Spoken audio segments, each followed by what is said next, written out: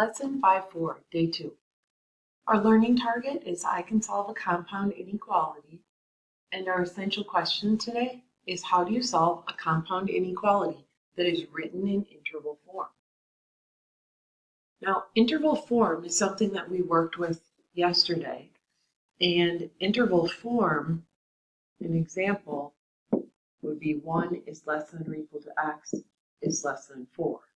That's an example of an inequality written in interval form. Now, what we're going to do is solve some that are a little bit more complicated than that and graph them. So our first interval says 6 is less than or equal to r plus 7 is less than 10. So what I'm going to do to solve this is I'm going to draw two separate tracks, one at each of my inequality symbols, and then I'm going to circle my variable. Remember, our goal is to isolate the variable when we solve an equation or an inequality. So that's still our goal here. The difference is that we're looking for that letter R to be isolated in the middle section, of this interval. So to do that, I need to use the inverse operations. The inverse of adding 7 is subtracting 7.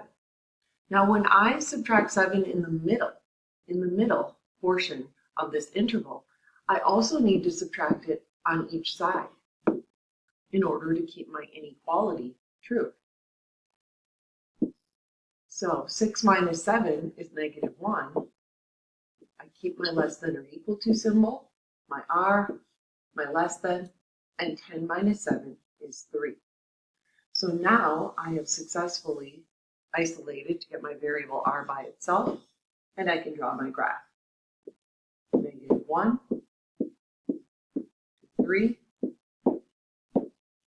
Remember that this first part of my interval, negative 1 is less than or equal to R, is the same as R is greater than or equal to negative 1. So I have a solid circle, and greater than or equal to is going to go to the right.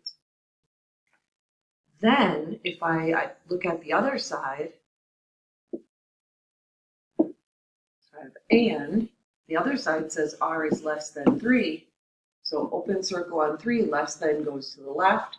So this is where they overlap.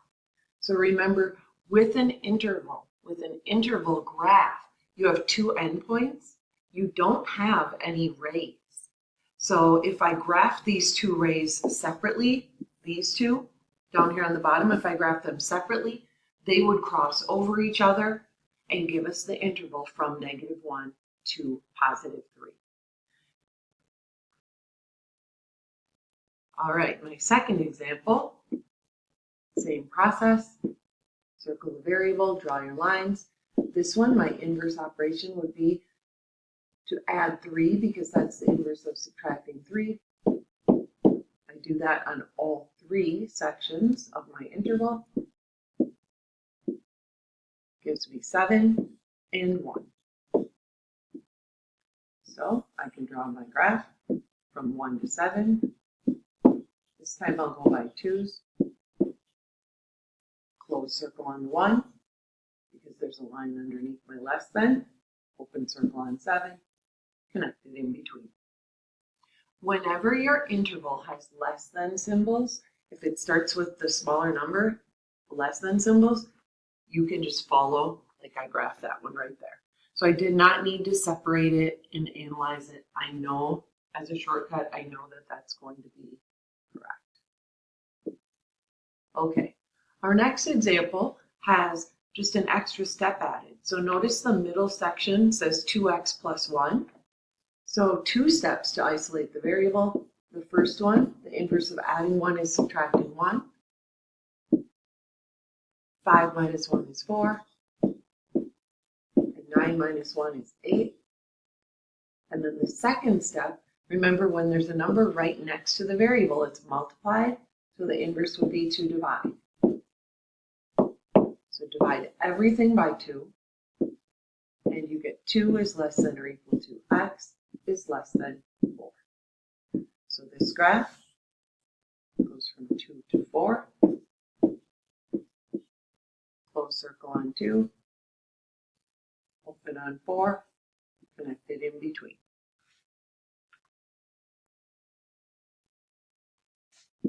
One more that's 2 steps like that one. That last one was. This one, the first inverse operation would be to add 2.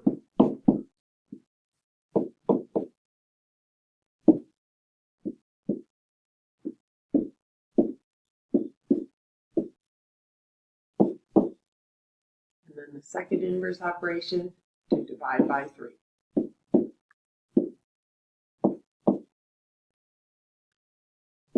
-6 divided by 3 is -2. And 15 divided by 3 is 5. So from -2 to 5.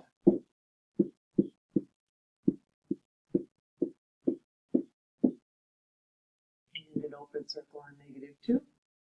Close circle on 5. Connected in between. Now our last few are just involving writing an equality for a graph, if you're given a graph.